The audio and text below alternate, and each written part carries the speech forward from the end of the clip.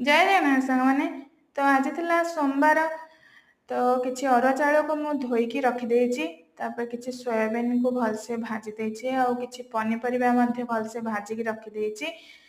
जमती कि बीन आलू आ गाजर तापर किसी कंचा लंका को काटिकी रखिदेची तापर किसी गोटा काजू आ पेस्ता को मध्य रखिची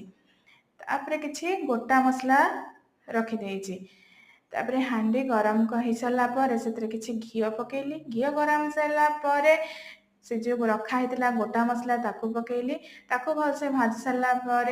धोईकी रखि चाउल को पकईदेली चाउल भलसे भाजी सारा पर मापिकी रखि पानी को पकईदेली